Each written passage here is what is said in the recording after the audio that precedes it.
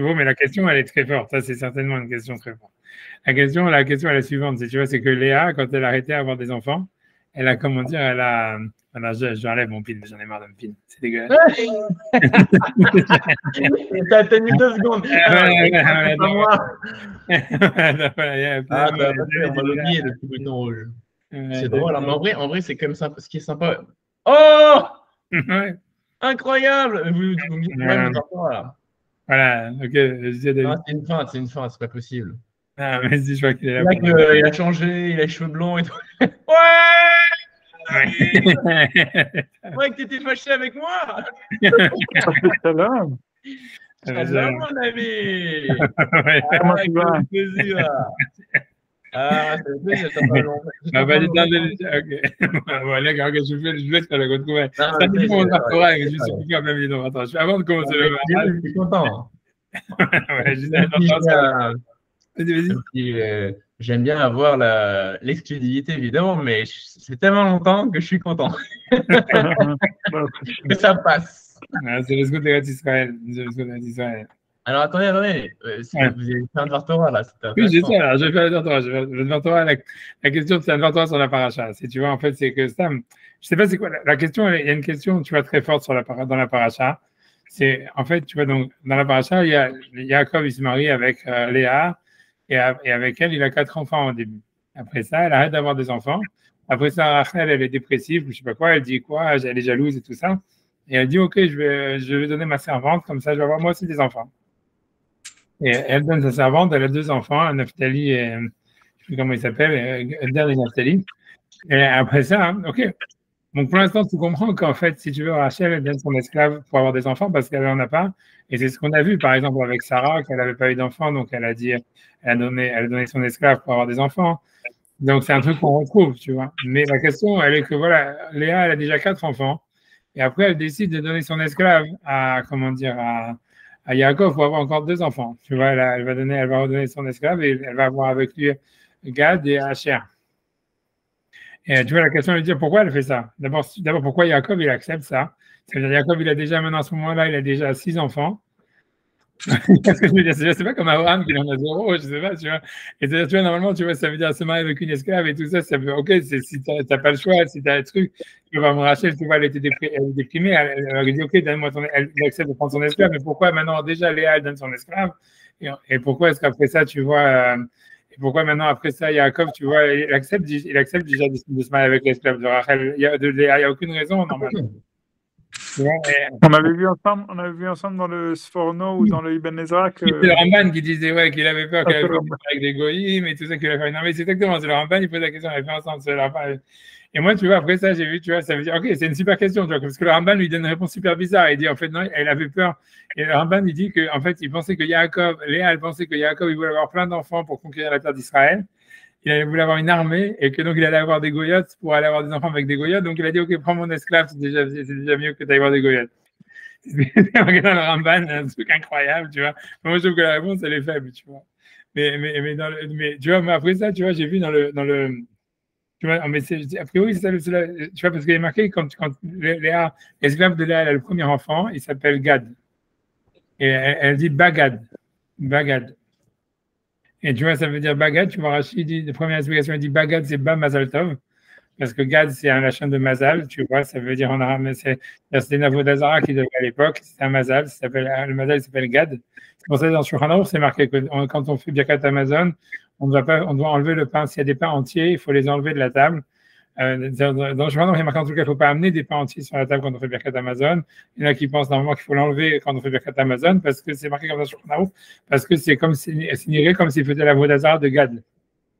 Et que la Balagma explique que Gad, c'est parce que c'était la Vodazara du Mazal, de dire voilà, comme je suis Birkat Amazon, il y a un pain entier, donc c'est comme s'il faisait la Vodazara du Mazal. Donc c'est un mieux Shulchan Aruch. Donc Bagad, normalement, la première explication que Rachid dit, c'est Ba Mazal Tov, parce que Gad, c'est Milachon Mazal, ça veut dire la constellation, le Shura, etc. Mais c'est un lachon de la Vodazara. Mais Rachid, une deuxième explication dans ça qui dit Bagad, ça veut dire il s'est révolté. Bagad, ça veut dire il s'est révolté. Et, parce que l'Ibgod, ça veut dire une begida, ça veut dire tu vas être en révolte, etc. Et dit, ça veut dire quoi? Ça veut dire, il est marqué que là, elle a dit, mon mari, il s'est révolté contre moi parce qu'il a eu des relations avec mon esclave. Alors, c'est marqué dans Rachi, c'est marqué, je te vois que c'est marqué dans Rachi. Et tu vois, c'est même plus, enfin, Bagad, c'est, en hébreu moderne, c'est même plus que ça. ouais, ça veut God, ça veut dire, tu vois, il s'est rebellé, il m'a rejeté ou un truc comme ça, tu vois. Non, c'est, il l'a trompé. Je savais pas, je connaissais pas ça. En tout cas, ça vient de là, mais si je regarde dans Rachid, c'est Rachid marqué ça. Baguette, ça veut dire il m'a trompé ou un truc comme ça, tu vois, etc. Il a été infidèle et compagnie. Et tu vois, il s'est révolté contre moi. Et moi, je me suis dit, quoi, c'est bizarre, tu vois, ça veut dire Stam, c'est elle qui a voulu, etc.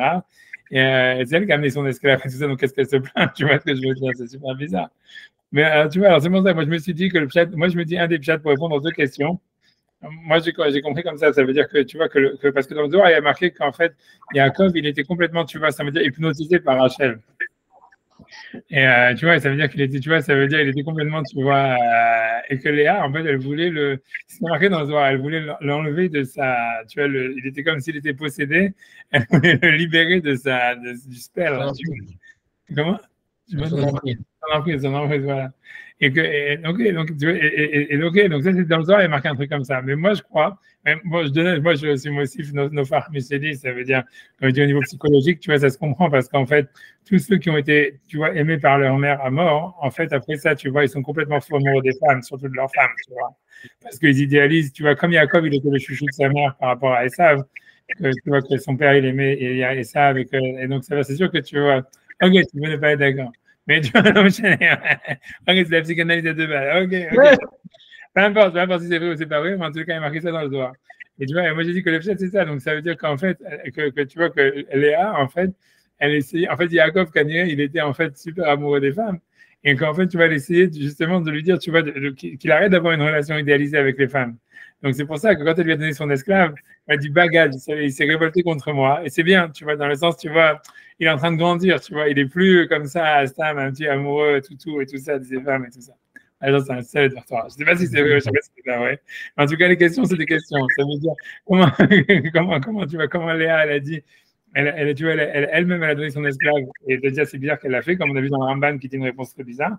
Mais la deuxième question, c'est après ça, quand elle a un enfant, et que le premier enfant qu'elle a, il s'appelle Gad, elle dit Bagad. Ça veut dire Bagad, mon mari, il s'est révolté contre moi ou il m'a trompé ou un truc comme ça. C'est super bizarre. En fait, tous ces noms, tous ces enfants, ça semble révéler une relation assez chaotique avec Yaakov, puisque le premier, c'est regardez, Hachem a vu que j'étais détesté, Hachem a écouté, je suis détesté. Je ne me rappelle pas de chacun, la bagarre. C'est Hachem et Tony, après Shama Hachem qui s'est Nouani, Reuven c'est Hachem qui s'est Nouani, après Shama Hachem et Trapatit, mais c'est sûr que tu vois que en fait elle était toujours. Il n'y a que le quatrième où elle dit cette fois-ci je suis reconnaissant à Hachem. Mais ouais, Yehuda, mais c'est super choquant que pendant. Même ici, Bagad, ça veut dire mon mari m'a trompé et tout ça, on a l'impression que Léa elle est toujours en train de se plaindre, tu vois. Ça veut dire, on est toujours en train de dire voilà, Hachem il a vu que j'étais détesté, Hachem c'est maintenant mon mari va m'accompagner. Et si tu dis, elle s'est dit Bagad, ça veut dire. Bon, tu vois, parce que la logique, le sens pas chose de l'histoire. Pourquoi la vraie réponse, si tu réfléchis normalement, tu vois, de pourquoi est-ce que Léa a donné son esclave, a priori, c'est parce qu'en fait, tu vois, elle avait les enfants. Et elle se sentait insécure par rapport à Rachel. Et donc, tu vois, donc, une fois que Rachel avait donné son esclave et qu'elle avait eu 2 enfants, qu'elle allait les faire grandir, elle voulait, tu vois, elle s'est sentie, tu vois, remise en cause. Tu vois, se dire, voilà, la seule manière pour laquelle elle se sentait, on va dire, comme, tu vois, ça veut dire acceptée dans le couple ou ayant sa place dans le couple, c'est parce qu'elle avait des enfants.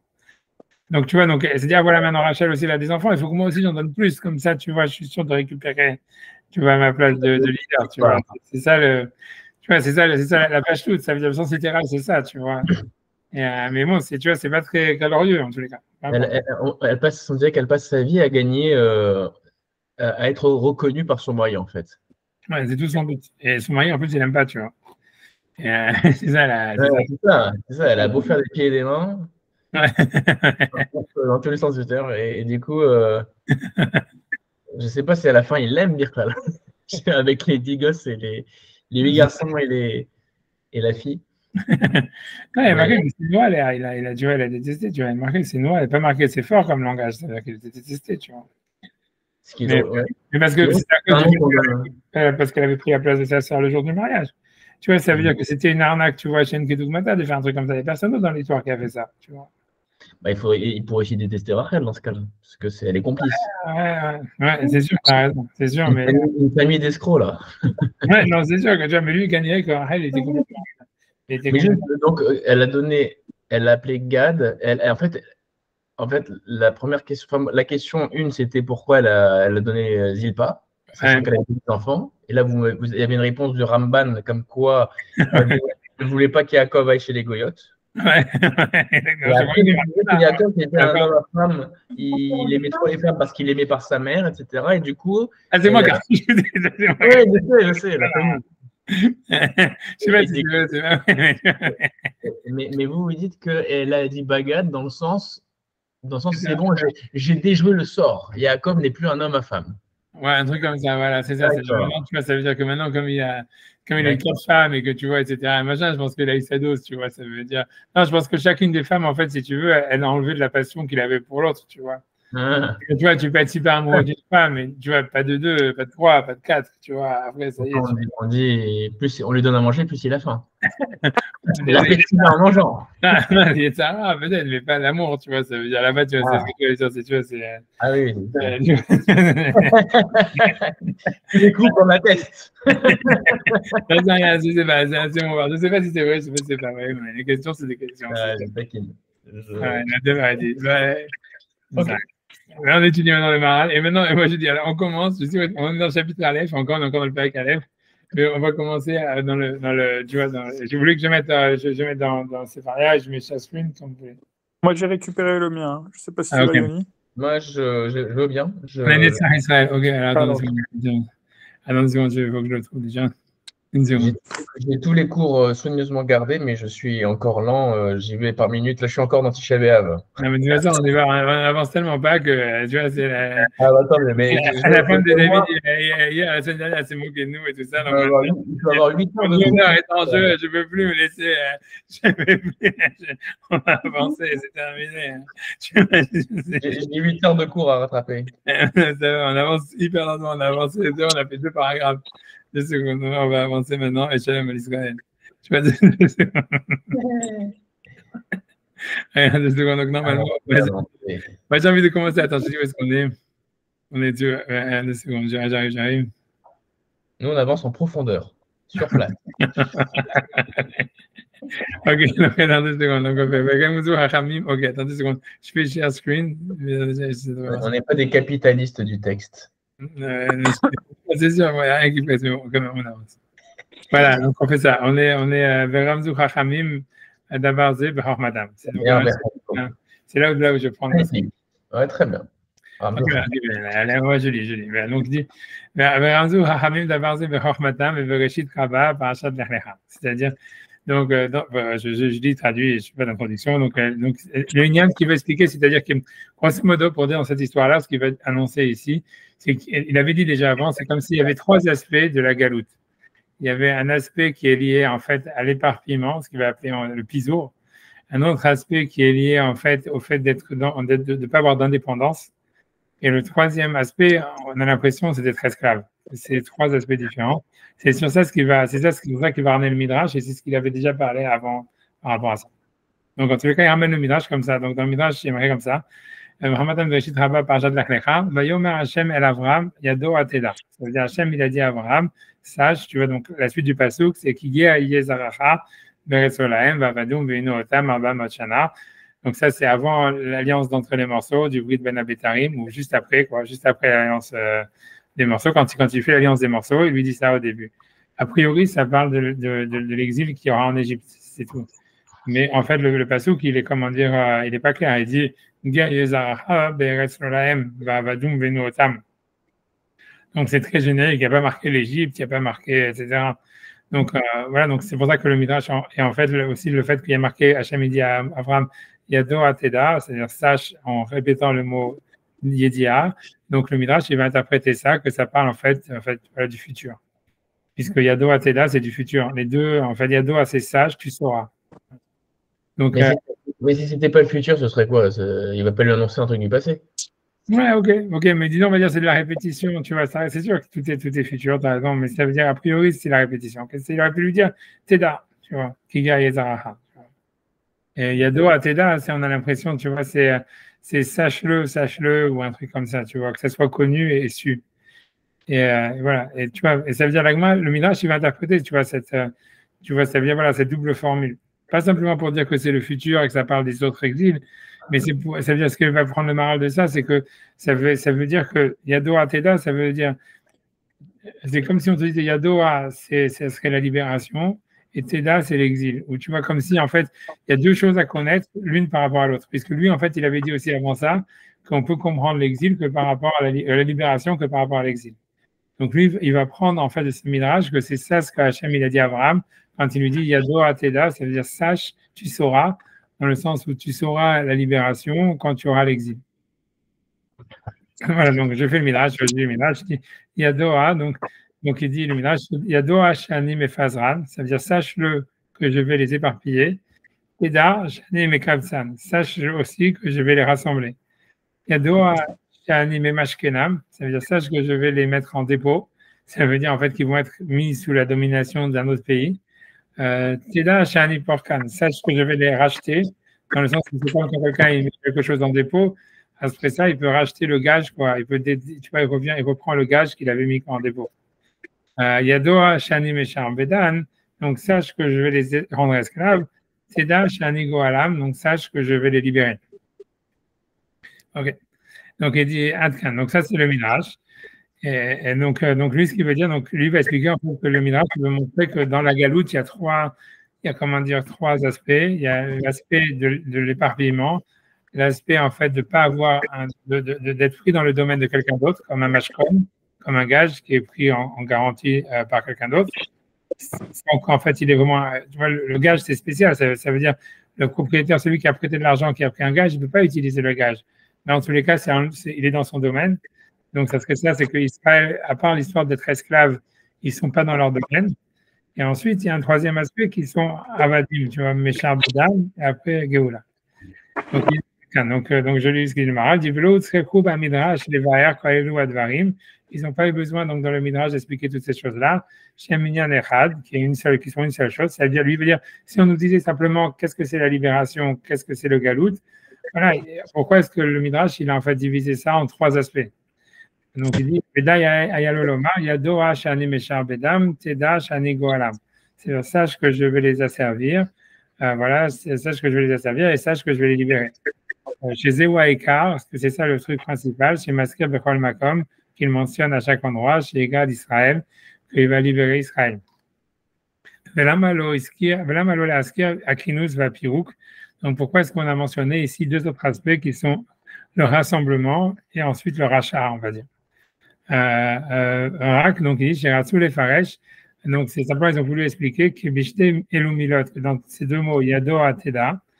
Donc voilà, c'est-à-dire que l'un dépend de l'autre, ou peut comprendre l'un par rapport à l'autre, c'est ça ce qu'il veut dire. Nirmaz Agalout Vageoula, ça veut dire, donc on nous explique, on a expliqué à Abraham le sujet de la Galout et le sujet de la Geoula. Agalout Belachan Yadoa, ça veut dire la Galout, ça serait la chose qu'on connaît. La Geoula Bilchan Teda, et la Geoula, c'est la chose que tu vas comprendre. Ça veut dire, connais la Galout, ça veut dire analyse la Galout, et tu comprendras la Geoula. Chez la chaîne Atid, tu vois, qui est un langage du futur. Et comme tu as dit, Yadoa, c'est aussi du futur. Mais ce qui veut dire, c'est parce qu'en fait, l'exil n'avait pas commencé à l'époque d'Abraham, mais ça voulait dire en fait que la Géoula, tu la comprends à partir du Galout, toujours au futur. C'est-à-dire, ça veut dire la Galout, c'est l'état présent de la Géoula, c'est l'état qui te permet de comprendre la Géoula. Ça veut dire de la galoute, de l'exil, tu peux comprendre la libération dans le futur. Comme chez Pirchou, comme ils ont expliqué, il y a Doa chez Anim et Fazran, sache que je les éparpille. Teda chez Anim et Kanzan, sache que je vais les rassembler. Qui a Piso, donc lui, encore une fois, ça c'est les idées qu'il avait dit avant, en disant que ça veut dire tout ça, ça veut dire pourquoi ces choses-là, ces choses-là, ce qui veut dire, c'est elles sont pas naturelles. Ça veut dire on n'a jamais vu un peuple qui est en fait éparpillé à la surface du globe. Qui a Piso Eno les fils d'Arametsiout, ça veut dire que c'est pas normal que quelque chose, tu vois, que quelque chose dans son état, ça veut dire d'une manière générale, naturelle, donc qu'il soit en fait éparpillé, chez Davar Echad Kemo Israël, qu'il y ait le peuple d'Israël, une chose comme Israël, Shem Am Echad, qui sont un peuple unique, Mefuzar, qui sont éparpillés. Moshe Dber. Qui advarim Shem Echad, parce que les choses qui sont un, Em Yachad Gamken, en général, ils sont ensemble, ils sont dans le même endroit. Il dit Vechen Yado Hashanim et Mashkenam, donc dans le sens, donc, peu importe ce que ça veut dire, tu vois, est-ce que c'est vrai ou a priori c'est vrai, on va dire comme ça. Voilà. De toute façon, on voit bien que les Juifs, ils ont tendance à se rassembler quand ils sont en exil. Ils vont dans les minyanim, ils vont dans les ghettos et tout ça, etc. Donc, a priori, c'est là qu'il a raison. Donc, tu vois, et donc, il dit, sache que tu vois, je vais les, comment dire, les mettre en gage. Et donc, je les mets dans le domaine de quelqu'un d'autre. Venra, oui, les fils Seder Metsiout. Et donc, ça, aussi, c'est pas normal d'après la réalité des choses. Chez nous, Israël, on me dit, que Israël, il soit dans un domaine de quelqu'un d'autre. Kima chez Israël, Mbaretz Acheretz, puisque quand Israël, ils sont dans un autre pays, Yatsum Ershutam, ils sont pas dans leur domaine. Je me dis, ils sont dans le domaine de quelqu'un d'autre. Moi, Mashkon, chez Nichnas, Yershut Acher, comme un gage qui rentre dans le domaine de quelqu'un d'autre. Israël, et c'est pour ça Israël aussi, et Nam Heoyim, les fils de Hametsiout, et c'est pas normal, ça veut dire dans l'organisation, selon ce que le monde doit être, Shiut Ahat, même Shalat Acherim, qui soit sur le domaine des autres, de quelqu'un d'autre, Veyu Acherim et Shabedim Otam, et que d'autres nations, en tous les cas, les rendent esclaves. Ça veut dire, donc l'esclavage, ici, je pense qu'il veut dire, c'est encore une troisième chose, ça veut dire, ici, il veut dire en tous les cas qu'ils sont pas dans leur domaine. Meshar Bedim Otam, à mon avis, ici, c'est l'Avdavka, parce qu'il va parler de l'esclavage après, mais ça veut dire qu'ils n'ont pas d'indépendance. Kilo al Davarze am Nivraim, parce qu'ils n'ont pas été créés pour ça. Ça veut dire, sache que je les rends esclaves. Donc, ça, c'est le troisième aspect de l'esclavage. Mais aussi, c'est de les sortir de l'esclavage. Parce que lui, Kadosh Baruch Hu, c'est lui qui organise la réalité. Donc, c'est impossible qu'il vienne d'Hachem quelque chose qui soit en fait une anomalie, quelque chose qui ne soit pas dans l'ordre des choses. Kim, les fichas, que d'une manière ponctuelle, à cause de la faute. Et à ce moment-là, comme c'est que quelque chose de ponctuel, donc ça ne s'appelle plus quelque chose qui sort de la réalité. D'abord, quelque chose qui est une punition sur un moment à cause de la faute. Mais que ça reste pour toujours, ça veut dire ça n'existe pas. Parce que tu ne vois pas quelque chose en fait qui est toujours une anomalie qui reste constamment comme ça. Donc, je finis encore une fois, donc, c'est ce qu'il a dit aussi, donc, que je suis des esclaves, j'ai en esclave. Sache que je vais les libérer. Ça veut dire qu'il y a un peuple qui soit l'esclave de l'autre. C'est pas suivant l'ordre des choses qui devrait être. Parce qu'il est normal, c'est-à-dire l'ordre des choses, c'est que chaque peuple soit indépendant ou libre. Comme chez Arnaud Hashem, avec la Médée, comme il explique dans le Père dans Hashem, et c'est la Chodesh Azelachem Rosh Chodashim, alors quand il explique là-bas Chodesh Azelachem, et donc il se trouve que dans ces trois choses, chez Minagalout, donc de l'exil, on peut comprendre, on peut comprendre en fait la libération. Donc ça c'est, tu vois, ça c'est ce qu'il y avait, ça c'est. Tu vois, ça c'est, tu vois, c'est ce qu'il a dit. Simplement, je veux dire simplement une remarque, tu vois, ça veut dire une seconde, parce que je veux ça, une seconde, si jamais j'ai truc, que je vois, 2 secondes,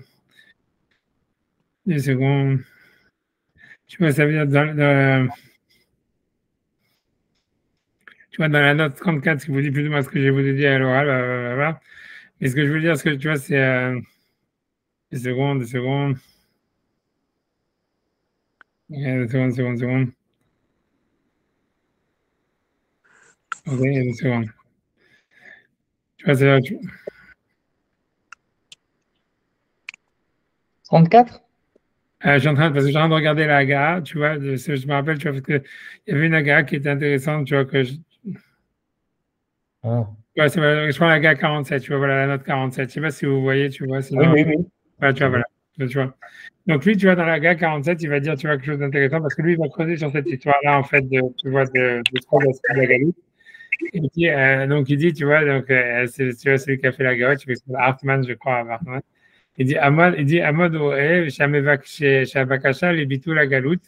Il dit, regardez, voir que ça veut dire la prière qu'on fait pour l'annulation de l'exil. Benouya et Ashoshat Varimelu.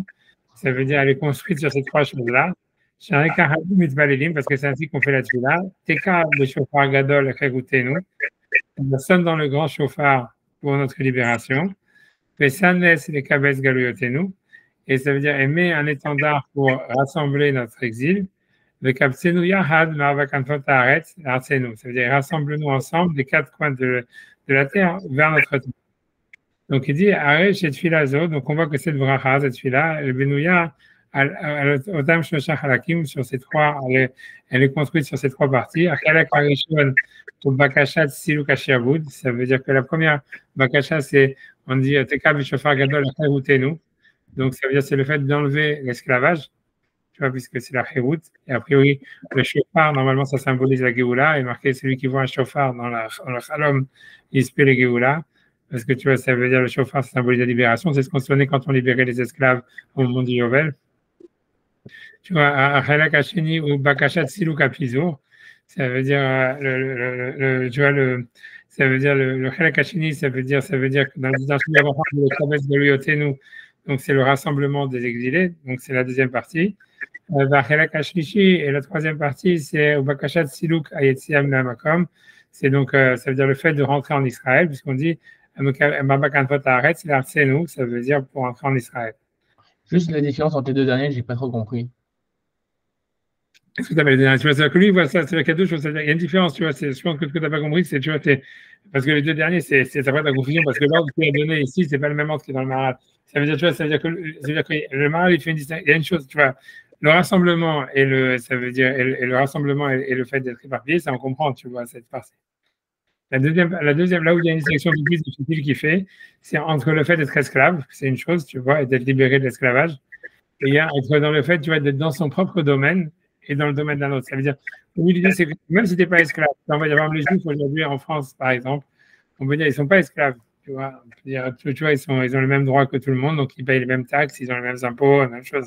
Donc, ils ne sont pas plus esclaves qu'un Français normal. Mais ça veut dire la différence, c'est qu'il n'est pas dans son domaine. Ça veut dire que tu n'as pas d'indépendance. Si jamais les goïms me disent, voilà, vous ne pouvez pas porter la kippa à l'école, tu peux porter la kippa à l'école.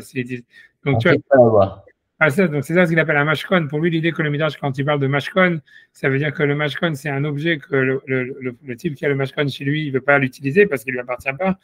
Et en fait, il est dans son domaine, donc ça veut dire qu'il fait ce qu'il veut avec. C'est-à-dire, tu vois, il n'est pas le mashkon, le propriétaire, le véritable propriétaire de l'objet, il ne peut pas l'utiliser non plus, tu vois. Et donc, c'est ça ce qu'il veut dire, tu vois. Donc, oui, c'est deux étapes. Ça veut dire c'est un autre aspect de l'exil. C'est-à-dire l'aspect de l'exil d'être esclave, ça c'est un aspect. Et un aspect, tu vois, d'être dans le domaine de quelqu'un d'autre, c'est de ne pas être indépendant. C'est ce qui veut dire de ne pas avoir de. Tu vois, ça veut dire de dépendre de la décision de quelqu'un d'autre, tu vois, de ne pas être chez soi, quoi, quand quelqu'un est chez quelqu'un. Et ensuite, tu vois, il y a le fait d'être, tu vois, comment dire, d'être éparpillé. Tu vois, c'est ça, c'est les trois aspects qui lui. Mais ça, s'il nous rassemble, on n'est plus éparpillé.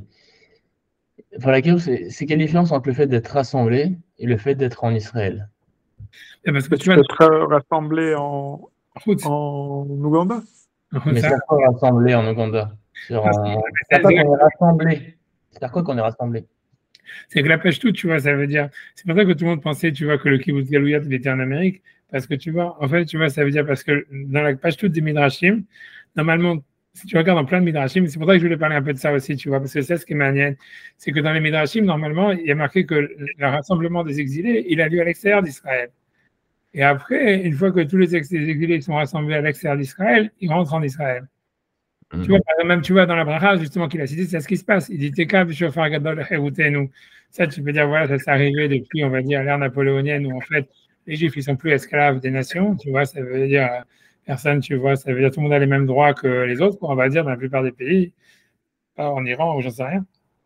Et après ça, tu vois, c'est une deuxième étape où en fait, le rassemblement des exilés, mais ça, c'est à l'extérieur d'Israël, tu vois. Ça veut dire, pour ça, tout le monde pensait que, comme je dis, tout le monde pensait que c'était en Amérique, parce que tu vois, voilà, en Amérique, il y avait 6 millions de Juifs, 7 millions de Juifs.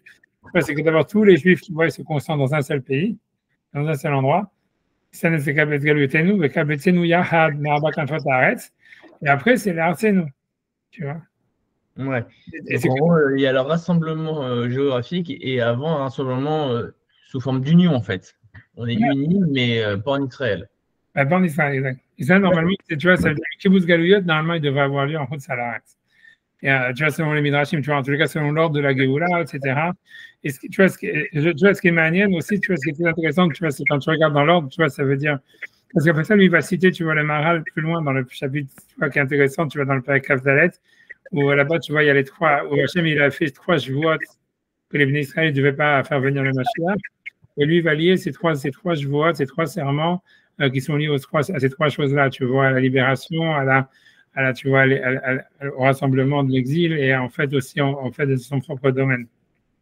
Mais tu vois, mais ce qui est intéressant en tous les cas, c'est, tu vois, ce que je veux dire, tu vois, c'est que quand tu regardes donc dans la Tfila et même dans plein de Midrashim, tu vois, on a l'impression que le Kibbutz Galouyot, il a mis en route Salaret. Ce que je veux dire, c'est que quand tu regardes dans les textes du Midrash qu'on a fait, tu vois que le Maharal il a cité dans Yadoa Teda. En réalité, si tu regardes, en fait, l'ordre, il est comme ça. Si on prend depuis le début, il dit Yodea Shani Mefazran. Donc d'abord, tu vois, je vais les rassembler. Teda Shani Mekabtsan. Yadoa Shani Memashkenam. Ça veut dire d'abord, sache qu'ils sont maintenant dans le domaine de quelqu'un d'autre. Teda Shani Porkan, c'est que je vais leur donner comment dire, une indépendance, tu vois, ça veut dire que l'idée, on voit aussi que dans le Midrash, ce qui est intéressant, c'est que l'indépendance d'Israël, tu vois, que ça veut dire, même en Israël, c'est-à-dire d'être en mashkon et ensuite de retourner dans son domaine et d'être libre dans son domaine, c'est pas la Géoula. Tu vois, et ça, c'est très intéressant par rapport à aujourd'hui. Ça veut dire, tu vois, il y a c'est-à-dire que dans le Midrash, on te dit déjà, en fait, qu'il y avait l'idée de dire, voilà, tu vois, d'abord, comment dire, ils sont éparpillés, après, ils sont rassemblés. Et après ça, il y a une autre étape, tu vois, c'est Memash Kenam, c'est-à-dire qu'ils étaient en Mashkon, ça veut dire qu'ils étaient dans le domaine de quelqu'un d'autre. Et la Shani Porkan, ça, je les rachète, et ça veut dire, là, ça veut dire qu'ils ont une indépendance, tu vois. Et là, d'après le Midrash, on a l'impression, tu vois, que le Midrash, que si tu veux, l'indépendance, elle a lieu en Israël, tu vois, a priori. Enfin, n'en sait rien, en vérité, mais c'est a priori, c'est la logique. Tu vois, lui, il explique que Porkan, ça veut dire indépendance, ça peut être qu'en Israël. Et après ça, il dit, il y a deux Hachanim et Charbedam, tu vois, ça veut dire, il semblerait que même après, tu vois, être indépendant d'Israël, on est des esclaves, à un certain niveau, tu vois, et après, Tedash Anigo Alam. Et la Géoula, c'est vraiment la dernière étape, tu vois, c'est une étape qui vient après l'indépendance, tu vois, c'est-à-dire, on peut être esclave tout en étant indépendant, quoi. C'est-à-dire, ce qu'on voit de ces Midrashim, qui ici, tu vois, le Maharal, c'est que tu peux être indépendant et avoir ton propre pays, mais tu es quand même esclave, tu vois. Et tu vois, ça veut dire, tu vois, ça veut dire, esclave de quoi, j'en sais rien, mais tu es esclave, tu vois, de quelque chose. Et tu vois, c'est ça, c'est manienne. Ça veut dire, c'est aussi manienne, tu vois, ce que je veux dire, tu vois, c'est que dans le Midrash et dans la bracha, c'est pas le même ordre, tu vois, c'est-à-dire que, tu vois, ça veut dire que, en fait, je pense, si mes souvenirs sont bons, tu vois, ça veut dire, comment ça s'appelle, Tekab, je vais regarder la Cheroutenu, ça veut dire dans la Tfila, c'est d'abord la Cherout, donc c'est la Géoula. Après, Sanes Lekabes Galuyotenu, après, il y a le Kibbutz Galuyot, il y a le rassemblement. Et après ça, il y a, tu vois, la venue en Israël. Ouais, mais les deux, en dernier, c'est rassemblement en Israël. Le Maharal et la Tfila. C'est sûr que tout le monde arrive au même but, mais si tu veux, la fin, les étapes, elles sont quand même arrivées. Tu vois, non, mais je suis pas d'accord avec votre pshat parce que moi j'ai le sentiment que le Shiaboud, il peut être en Israël. Mais c'est ce que lui dit. Ouais. Oui, c'est-à-dire mais que en réalité, parce que on a connu, et à l'époque du Maharal, on avait déjà dans l'histoire beaucoup d'histoires où Israël était théoriquement souverain sur sa terre, mais avec un empire qui le contrôlait, que ce soit Rome, les Grecs, Corège, tout ce qu'on veut. Et que, mais c'est drôle parce que moi, ce que je lis là dans le pshat du Maharal, c'est qu'en réalité, c'est Akadosh Baruch Hu qui dit, regarde, ne t'inquiète pas, en réalité, que ce soit pour t'assujettir, pour te mettre en exil, pour te mettre en gage, sache que c'est toujours moi qui le fais. Et de la même manière, c'est moi qui vais venir te chercher, c'est moi qui vais te rassembler, c'est moi qui vais t'ouvrir les portes, c'est moi qui vais te rassembler, et c'est moi qui vais te redonner ta souveraineté. En réalité, il n'y a rien dans ce qui t'arrive qui est historique. Il n'y a rien qui est, comment dire, qui est lié aux événements des nations, de la nature ou quoi. Tout ne relève que de ma volonté.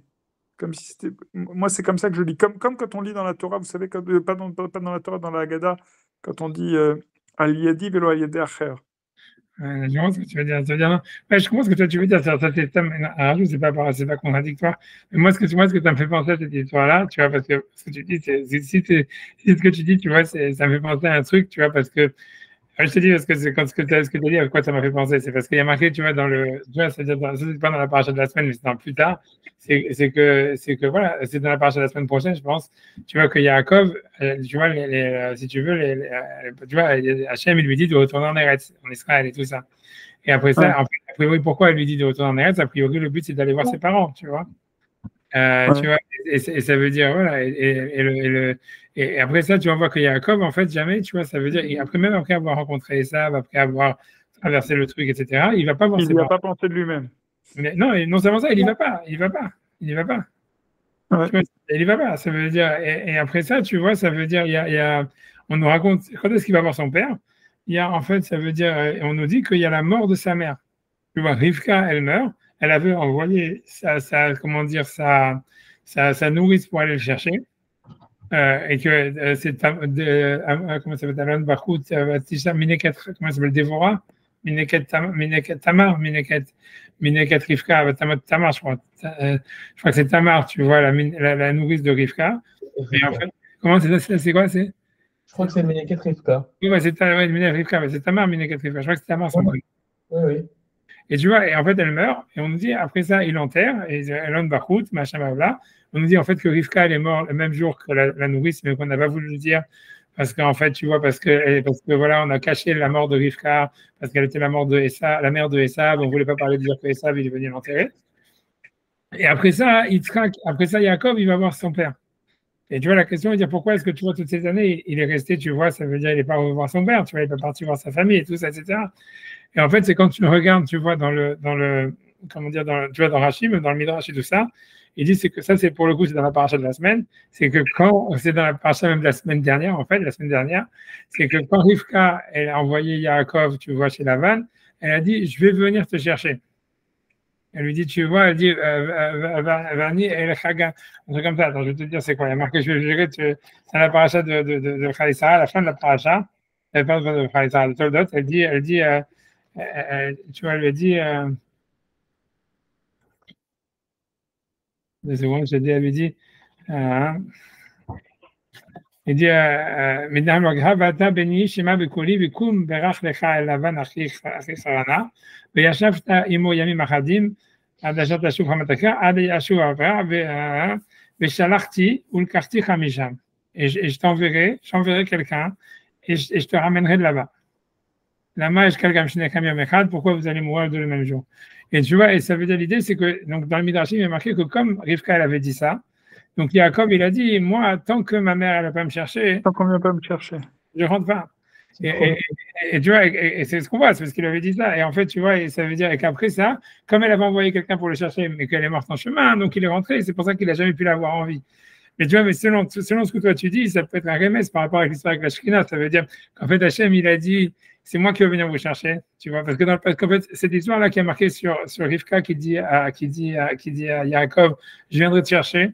En fait, tu la retrouves exactement dans le Galut Mitzrayim, parce que quand Hachem il dit à Yaakov d'aller en Égypte, il dit Gam Ani al-Chagam Alo. C'est un des passages qu'on dit, tu vois, dans les Télim, qu'on dit à Oshana Rabab, c'est un Hachem super Mesougal dans la Kabbalah.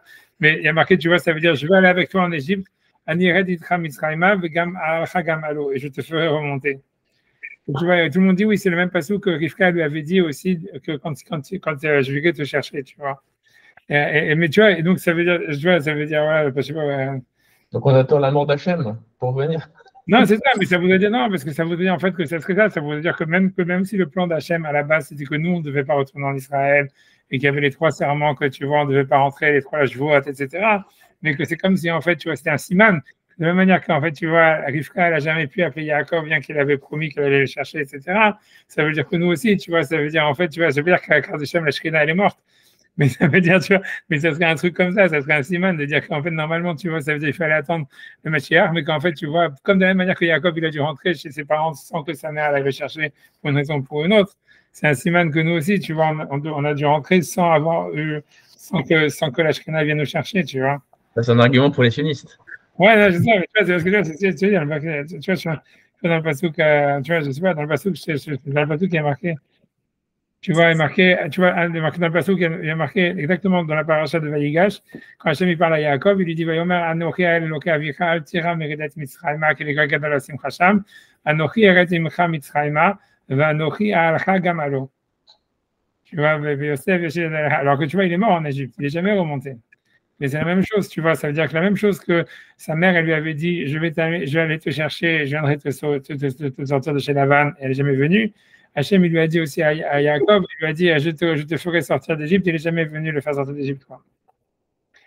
C'est quoi, c'est des promesses non tenues ou qu'est-ce qui se cache derrière? Je sais rien, je sais pas, en tout cas, ça, ce que je dis, c'est vrai. Mais tu vois, mais ça pourrait, parce que c'est comme tu as dit ça, hein, que Yado Ateda, ça veut dire c'est moi qui vais venir te chercher, c'est moi qui viens te chercher, que tu vois, quand il a parlé sur les trois promesses de pas, dans les trois promesses, de pas rentrer contre le gré d'égoïsme et tout ça, moi, ça me fait tout de suite penser à ça, parce que tu vois, je me dis, voilà, ça va être un siman labanim, tu vois, ça veut dire de la même manière que, en fait, tu vois, Hachem, il a dit à Yaakov, tu vois, je vais te faire remonter d'Égypte, tu vois, Anired Imcham Israël, Ani Al-Chagam Alo, et qu'il n'est jamais remonté, que sa mère lui avait dit, je vais venir te chercher, et qu'elle n'est pas venue chercher, que c'est lui qui a dû retourner.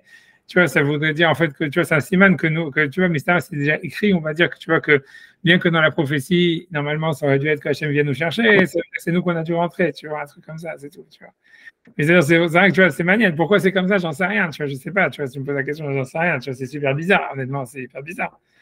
Tu vois, ça veut dire, je sais pas, tu vois, j'avais pas pensé, tu vois, c'est tout ça pour répondre à ce que toi tu dis, tu vois, mais ça veut dire, ça serait un siman, tu vois, ça veut dire, ça serait un truc, tu vois, que, mais, mais moi je sais pas, c'est logique de penser, je sais pas, tu vois. Tu vois bien, on voit bien, par exemple, tu vois, il y a marqué, même tu vois, note ça comme ça ailleurs, tu vois, il y a marqué Adi Avor Amcha Hashem, Adi Avor Amzukanita, dans la Shiratayam. Et donc, Kelos, c'est marqué, Rachidi, Adi Avor Amcha Hashem Zobi Arishona, Adi Avor Amzukanita, Zubi Ashnia.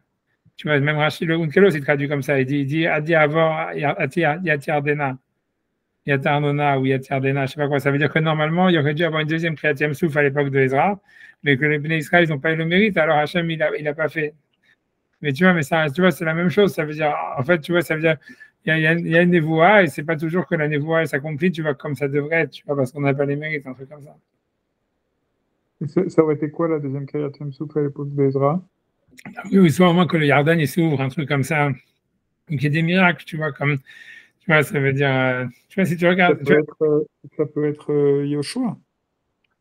Ouais, mais regarde, tu vois, ça veut dire, attends, si je regarde, attends, tu veux regarder. Yoshua, il a eu une deuxième quatrième souffle. Pas une quatrième souffle.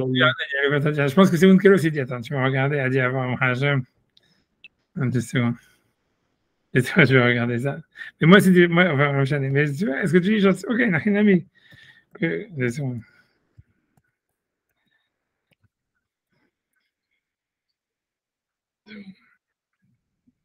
Deux secondes. J'essaie de voir ce qu'il dit. Pourquoi? Parce qu'il y a eu beaucoup d'Yehudim qui sont tombés sur le chemin quand ils ont quitté la Perse pour venir. Je sais pas, non, mais.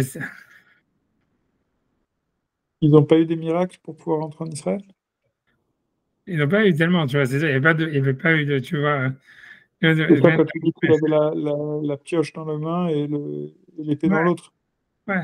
Non, c'est clair que tu vois que le deuxième Beth Amikdash, ça c'est comme l'état d'Israël actuel. Tu vois, c'est sûr que là, ça veut dire que tu vois que tout ce qui s'est passé à l'époque de Ezra et Nehemiah, c'est complètement exactement la même manière que tu vois que ça se passe dans l'état d'Israël actuel, où les gens n'étaient pas religieux, ils avaient complètement oublié la Torah, et petit à petit ils sont revenus, et blablabla, blablabla, et tu vois que, tu vois, ça veut dire, si tu veux, le deuxième, la période de Ezra et Nehemiah, c'est copy-paste, tu vois, de Israël d'aujourd'hui. Oui, mais on peut dire que Yehuda et Israël, c'était Israël actuel aussi, hein. Ouais, oui, non, je comprends ce que tu veux dire. Ouais, mais ça veut dire, si tu veux, il n'y a pas de miracle, dans le sens qu'il n'y a pas eu de miracle, ça ne s'est pas fait par des religieux, ça a été, tu vois, c'était compliqué, il était marié avec des goyotes, il fallait divorcer les goyotes, il y avait tout ça. Ça veut dire que le retour du peuple vers la Torah, il a été très, très, très progressif. Et voilà, quoi. Et tu vois, ça a été très visuel, tu vois. Bon, bref, tu vois, mais bon, ouais, mais c'est pas ce que je veux dire. Moi, je voulais parler sur, j'ai dit mon truc. Tu vois, je voulais si tu veux, sur l'histoire, tu vois, parce que tu vois, lui, il parle sur ces trois aspects-là, etc. Et tu vois, et surtout l'idée que tu vois sur le fait qu'il y avait c'est-à-dire sur l'ordre qui est différent, tu vois. C'est-à-dire que dans le Midrash, en réalité, tu vois, on te parle de Géoula. Tu vois, si on prend dans le Midrash, en fait, la Géoula d'abord. Tu vois, ça veut dire, il dit d'abord, pardon. D'abord, dans le Midrash, c'est d'abord, il les éparpille, ensuite il les rassemble. Ensuite, il te dit que d'abord, il les met dans le domaine de quelqu'un d'autre, ensuite, il les ramène dans leur domaine, et ensuite, il leur ramène la Géoula. Alors que, comment dire, dans la bracha de Tekab Shofar Gadol, c'est d'abord la Chérout, d'abord la Géoula, ensuite le rassemblement, et ensuite le retour en Israël. Et, tu vois, tu vois, tu vois, même parmi les joueurs, moi, ce que j'ai voulu dire, tu vois, c'est qu'à mon avis, tu vois, Stam, c'est Stam un pshat, ça, j'ai pas du tout de preuves sur ce que je dis, rien du tout. Moi, je dis Stam, pshat, je sais pas s'il est vrai ou s'il n'est pas vrai. Parce que moi, je me suis dit que c'est, parce que Stam, pour moi, je me dis, c'est quoi cette histoire des trois aspects de la Géoula, etc. Et moi, en fait, je me dis, si on relit ça un petit peu, cette histoire, toujours des trois aspects, tu vois, ça fait penser à l'histoire, tu vois, du Ruach Nefesh Neshama. Ouais, ça veut dire que, tu vois, que la Neshama, tu vois, c'est ce qui est à la spiritualité, et que le Ruach, c'est ce qui est lié à la parole, et tu vois, à la raison, tu vois, au discours, tu vois, tout ce qui est de l'ordre du rationnel, et que le Nefesh, c'est ce qui est de l'ordre de l'émotionnel et des actions, etc.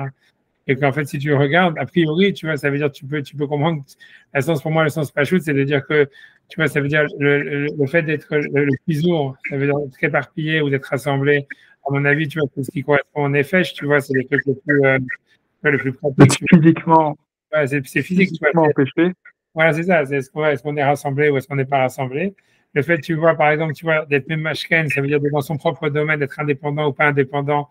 Ça, c'est lié au rouar, tu vois, ça serait lié, tu vois, comment dire, on va dire presque à la raison, tu vois, à l'intellectualisme, tu vois, ça veut dire, je sais pas, tu vois, j'imagine, tu vois, quelque chose comme ça, tu vois, à ce qui est lié avec le discours, avec la pensée, etc. Et la Géoula, c'est quelque chose qui est lié vraiment, tu vois, c'est spirituel, c'est dans le rapport avec Akadosh Baruch Hu, tu vois, c'est d'être, tu vois, tu vois, complètement, tu vois, d'être, tu vois, d'être libéré spirituellement, etc. Parce que tu vois, ce qui est manienne, tu vois, c'est que ça veut dire que, parce que tu vois, ce qui est manienne, c'est que quand tu regardes, tu vois, dans les soirées tu vois, de Kabbalah, tu vas pas, c'est pas grand soirée de Kabbalah, mais c'est quand tu regardes, tu vois, dans les Nefesh HaChaim, en fait, ils expliquent, tu vois, dans l'ordre dans lequel, tu vois, quelqu'un doit faire teshuva, comment ça se passe, tu vois. Et quand quelqu'un veut faire teshuva, quand il veut pardonner ses fautes, tu vois, il va avoir un tikkun, comment est-ce qu'il doit faire? Et en fait, tu vois, dans les Haïm, il dit, en fait, il faut toujours lier, il faut toujours, la manière de, si tu veux, tu vois, de pardonner ses fautes, c'est toujours de se relier avec le niveau qui est au-dessus. Ça veut dire, tu vois, l'idée, c'est de dire que si, par exemple, tu vois, tu as fait des fautes avec le nefesh, avec ton corps, alors, tu vois, la kapara, elle vient par le limut Torah, ou la tfila, ou quelque chose qui est lié avec le dibour. Et si Par jamais, le roi. par le roi, voilà. Et Par si la jamais, finalité.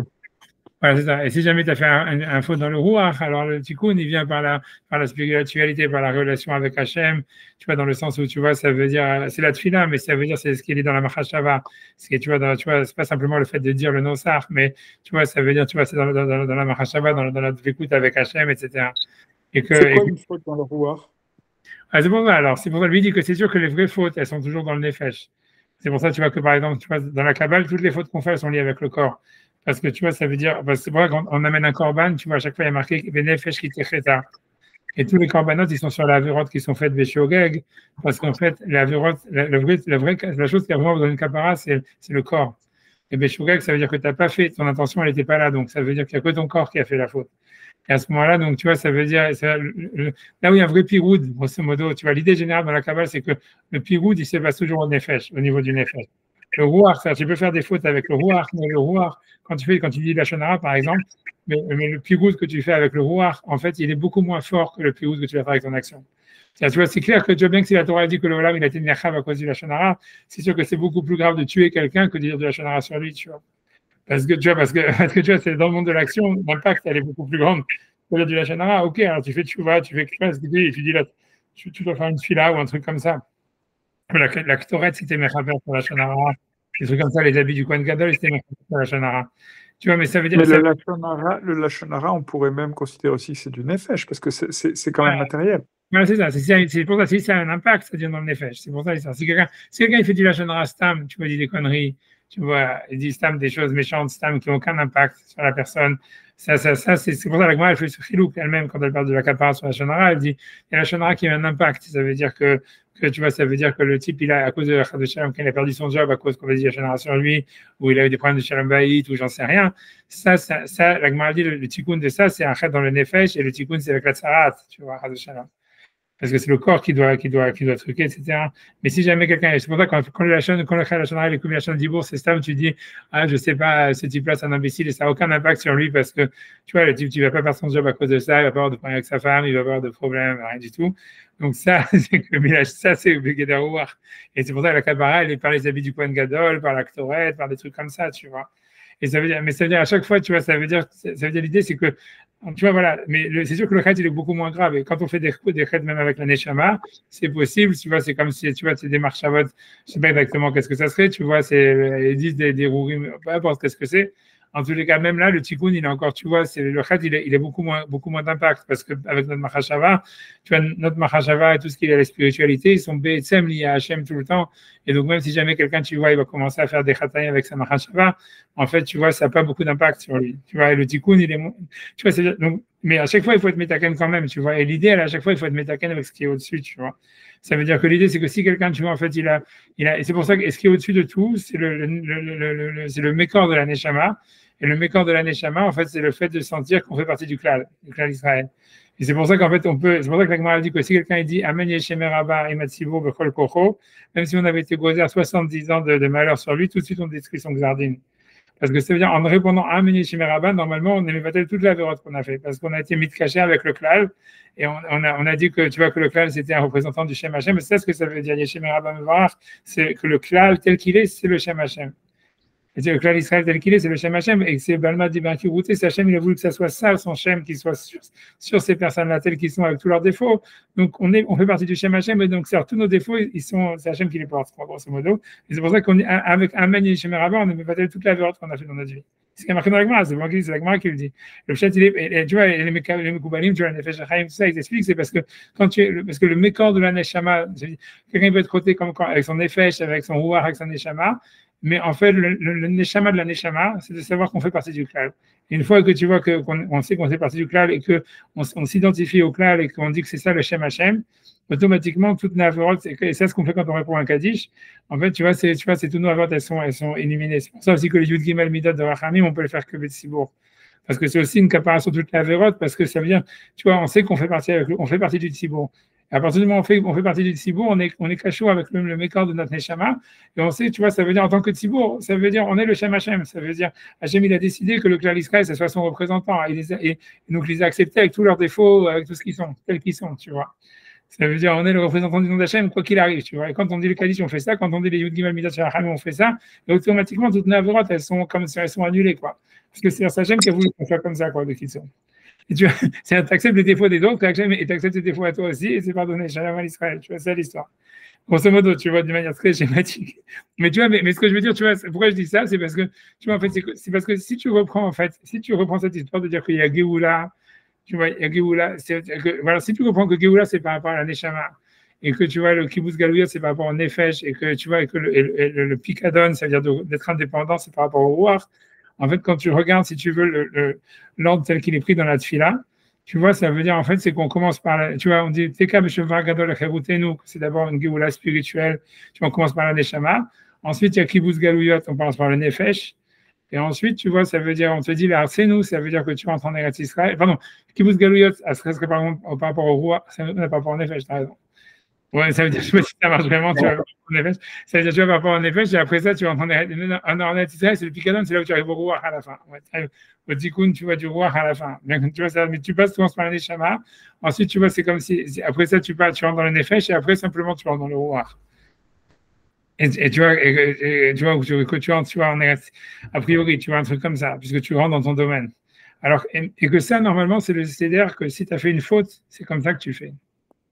Et normalement, ça serait plutôt comme. Parce que tu vois, tu dois toujours être métaïr en commençant avec le plus haut. Et ensuite, tu vois, ça veut dire après ça en faisant une action, et après ça en rentrant dans le roi. Ça, c'est le Seder de la Tchouva dans la Kabbalah.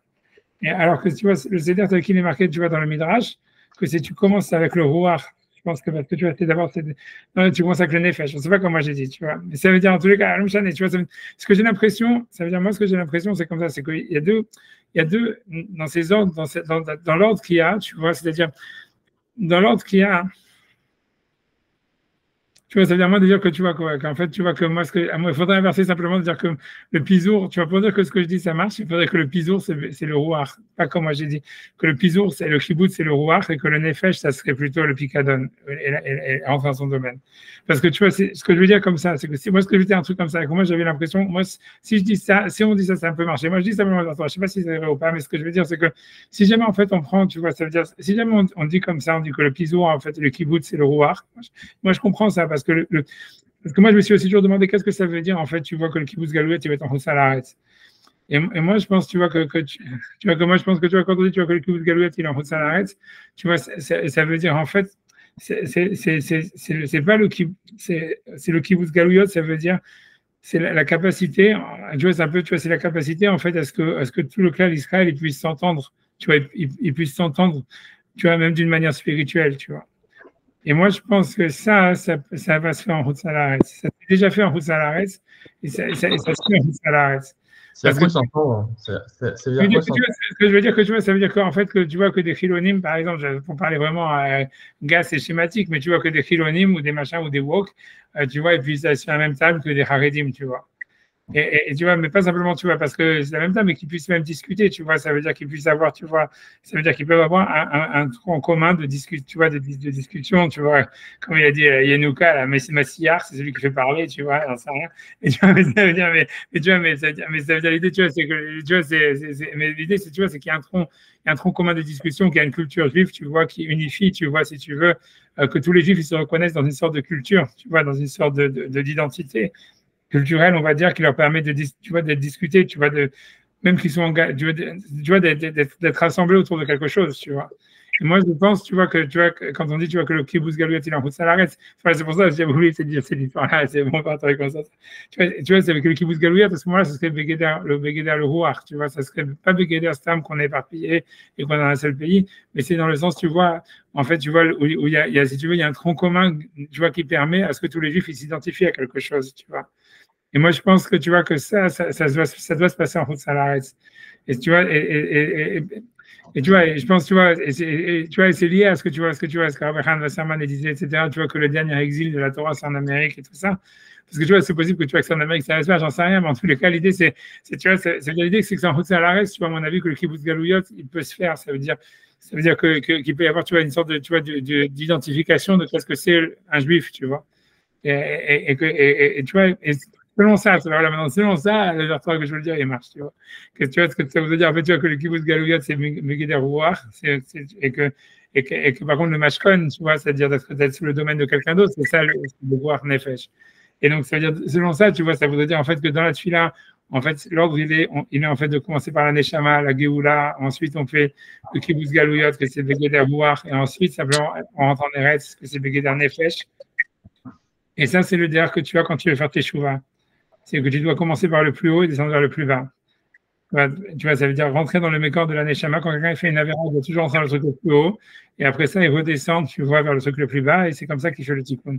La teshuva, c'est aligner, tu vois, le roi, la nefesh, la Neshama, après la faute, une fois où ils ont été désalignés. Et tu vois, mais tu vois, mais ce que je veux dire, que par contre, dans la mélange, c'est marqué dans le Midrash, en fait, c'est d'abord kibbutz galouyot. Après ça, tu vois, ça veut dire animé mashkinam, ça veut dire ensuite c'est la SIA, ça veut dire je les fais rentrer dans leur domaine. Et après ça, je les libère. Ça, c'est le derrière, tu vois, de celui qui veut grandir en spiritualité sans faire un tikkun sur une avéra. Par exemple, tu vois, comme je l'avais dit, tu vois, dans la lettre du Ramban, à chaque fois, il dit Chashov Adibur Kodem Josinu Vira, il dit quand c'est comme Devarecha ou Maasecha ou Marchevotecha Esharim. Tu vas trouver ça plein de fois dans les Gat Ramban, que le Seder, c'est toujours Dibur, Maaseh, ensuite Mahashava. Parce que tu vois, l'idée, c'est que si quelqu'un, tu vois, il est en train de faire un tikkun dans un chet, il veut simplement monter spirituellement, le moteur, c'est toujours le dibur. Ça veut dire parce que tu commences à parler, parce que le dibour, le rouar, c'est ça ce qui crée une énergie, tu vois, ça crée une motorité, ça crée une dynamique. Tu vois, c'est parce que quelqu'un, tu vois, il se lève le matin, il veut faire des avérotes. On lui dit, prends un livre et commence à lire, tu vois, ou fais des télim, ou j'en sais rien. Commence à lire, tu vois, rien que parle, fais des brachot, fais les corbanotes, fais la tfila. Et le dibour, tu vois, il va faire que finalement, il va faire un hachpa sur tes maasim, sur ton action. Parce que tu vois, le dibour, c'est ce qui a la force, tu vois, c'est ce qui a la force motrice dans la, tu vois, c'est quand quelqu'un n'est pas en train de faire un tikkun sur une avera, mais qui veut simplement monter spirituellement, il doit commencer par le dibour. Après le dibour, il va avoir une hashpa sur son maasé, ensuite le maasé va avoir une hashpa sur sa manière de réfléchir, sur sa machashava. Et ça, en fait, si tu regardes, c'est la manière dont c'est marqué dans le Midrash quand il parle sur Abraham. Il lui dit, tu vois, parce qu'il lui dit, les deux Hachanim Mefazran, Animekabsan, que tu vois, si on dit que le kibbutz galouyet, c'est un kibbutz galouyet, comme moi j'ai dit, spirituel, ça veut dire intellectuel, ça veut dire qu'on a une identité commune, tu vois, etc., on peut discuter. Et après ça, tu vois, il dit, après ça, Hachanim Mashkeman dans Niporkan, c'est que dans un autre domaine, ils vont entrer dans leur domaine, c'est entrer en Israël, ça c'est au niveau du Nefesh, c'est au niveau de l'action. Après, la dernière Géoula, c'est une Géoula spirituelle. Tu vois, il dit Géoula, Minaman Neshama. Et tu vois, et moi, je pense, tu vois, que l'idée, justement, elle était ça, parce que je pense que, tu vois, en fait, d'abord, il y a deux choses. Moi, je pense que Stam, ça veut dire que la Géoula peut venir de deux manières. Soit comme un tikkun sur un hat. Ça veut dire, tu vois, que, tu vois, c'est comme si le Ham Israël est dans un matzav où il s'est dit, tu vois, OK, je dois effacer toutes les conneries que j'ai fait dans le passé. Et à ce moment-là, tu vois, si quelqu'un vient dans ce matzav-là, donc en fait, c'est sûr que ça doit commencer par en fait un truc spirituel. Tu vois, ça veut dire comme on dit, quand le Baal Shua, il doit faire dans la Kabbalah, c'est d'abord se lier avec le Mekor de sa Neshama. Ça veut dire, tu vois, c'est commencer avec quelque chose de très spirituel. Ensuite, tu vas entrer dans la Mahashava et ensuite rentrer dans le Maasé. Mais ça serait que si, et c'est comme ça que c'est décrit en fait dans la Tfila de Teka Shofar Gadol, Cherutenu, etc.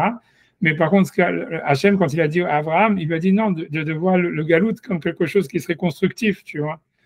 Et donc, il a dit non, que le galout, ça doit être un moteur de grandir spirituellement, quelque chose qui doit être vu. Parce que lui, il n'était pas en galout, tu vois, c'était quelque chose qui était en fait dire, si tu veux grandir spirituellement, tu dois rentrer en galout, tu vois, et ça veut dire, et le galout, c'est pas un tikkun sur un het, c'est en fait, c'est une manière de grandir, c'est la manière de grandir. Donc, en fait, ça doit commencer d'abord, c'est un galout qui commence par un exil, tu vois, rationnel, tu vois, ça veut dire, comme il a dit, mais Fazran, ça veut dire qu'on perd, tu vois, ça veut dire il y a un struggle, il y a un combat au niveau, tu vois, de l'identité intellectuellement, qu'est-ce que c'est être un juif, c'est quoi le judaïsme, etc. Et que après, c'est de savoir, tu vois, de retrouver, tu vois, en fait, des valeurs.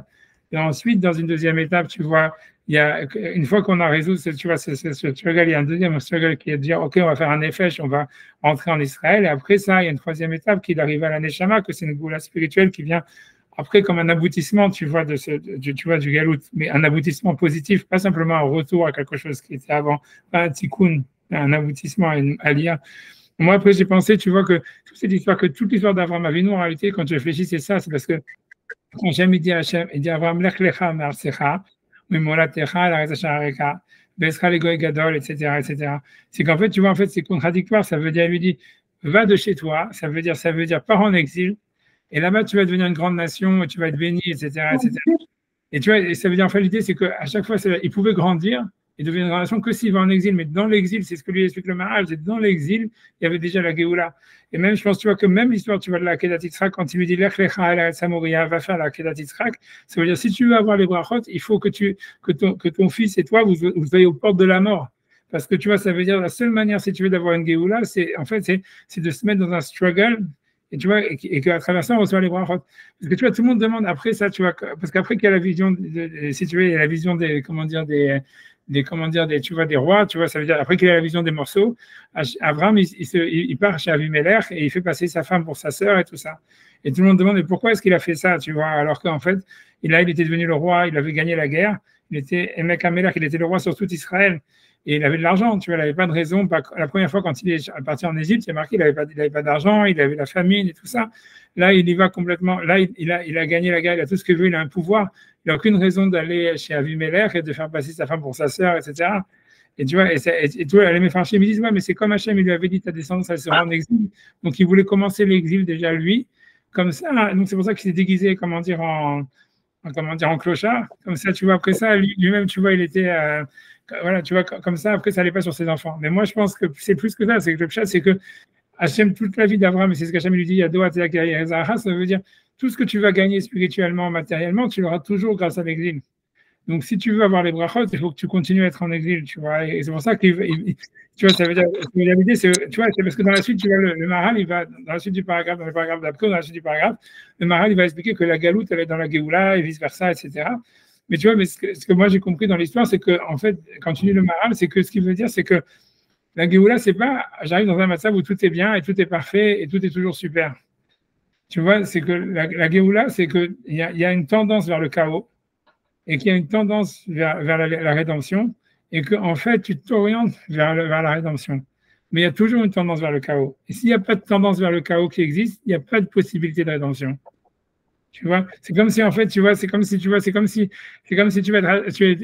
que tu as toujours une possibilité d'aller, tu vois, tu vois, ça veut dire la tendance vers le chaos, elle existe au moment de la Géoula. C'est pas on devient tous des robots et tu vois tout le monde est parfait. On est toujours dans il y a plus d'ETH, il y a plus de problèmes. Tout comme si tu vois, on est dans un monde, tu vois, il y a plus d'enjeux. C'est au contraire, tous les enjeux ils restent. Et la Géoula, tu vois, ça veut dire elle découle justement que de la galoute. Et donc ça veut dire la tendance vers le chaos, elle reste, mais simplement on va toujours avoir une orientation du bon côté. Tu vois, pas à 100%, mais ça veut dire on va toujours être plus vers le bon que vers le mal. Et ça, c'est la Géoula. Ouais, j'ai l'impression que la suite, c'est ça qu'il va dire. Tu vois. Alors, je sais pas, est-ce que dites-moi ce que vous avez tout en pensé, j'en sais rien. Je n'ai pas de preuve dans ce que j'ai dit. Mais c'est ça, mais l'argacha comme ça, tu vois, que j'ai pensé, tu vois. Ah, mais ce que vous dites, c'est très juste, parce qu'en plus, c'est ce qui se passe après. C'est-à-dire que quand on dit Gaal Israël, Ouais. juste avant de faire la Mida ou quand Ouais. il y a plusieurs. En réalité, c'est que on se réfère, et ce qu'il dit aussi dans l'Agdama, c'est que on se réfère toujours à la Géoula de Mitzraïm pour penser la Géoula future. Mais la Géoula de Mitzraïm, elle a quand même ouvert sur pas mal de balagan et 40 ans de désert et tout un tas de tikkunim qui devaient être faits et qui se sont faits dans le deuil et dans la souffrance. Donc Géoula, effectivement, c'est pas la fin des temps. Ouais. Ouais, non, t'as raison, rien à voir ça.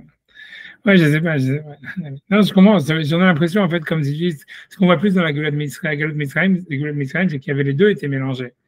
Il y avait en même temps une révélation, tu vois, qui était une Géoula, le matin de Torah, d'être arrivé, tu vois, d'arriver à quelque chose, tu vois, comme si la Géoula, elle n'était pas simplement le tikkun sur l'Égypte, mais elle était, évidemment, tu vois, c'était un saut, tu vois, on est devenu plus haut qu'on était avant qu'on soit rentré d'Égypte, grâce, tu vois, au don de la Torah ou des machins comme ça. Mais que d'un autre côté, il y avait en même temps l'aspect, on a fait des avérotes en Égypte et on a tout un tikkun à faire. Et c'est pour ça, en fait, qu'ils sont dans l'errance dans le désert et tout ça, etc. En fait, c'est comme si les deux aspects de la Géoula, comme étant une teshuva, comme étant un tikkun sur le passé, et l'aspect, en fait, un saut vers le futur, un saut, tu vois, un truc positif qui amène vers le positif. En fait, c'est comme si les deux aspects, en fait, ils cohabitent, quoi, en fait. Et tu vois, c'est manienne, tu vois, tu vois, c'est comme tu dis, j'avais pas pensé à ça, mais tu as raison, ça veut dire en fait, il y a les deux aspects, ils peuvent cohabiter, et sûrement ils vont cohabiter, quoi. Il y aura un aspect, tu vois, de la Géoula comme quelque chose, tu vois, d'un saut en avant, tu vois, comme les Bnei Israël ont reçu la Torah et tout ça. Et en même temps, tu vois un aspect, tu vois, de la Géoula, que c'est aussi un tikkun de Baal Tshuva, de toutes les merdes qu'on aura accumulées pendant l'exil dans notre tête, tu vois, les fausses idées, les fausses machins, tu vois, les mauvaises midotes, les trucs comme ça, et tu vois, les problèmes, tu vois.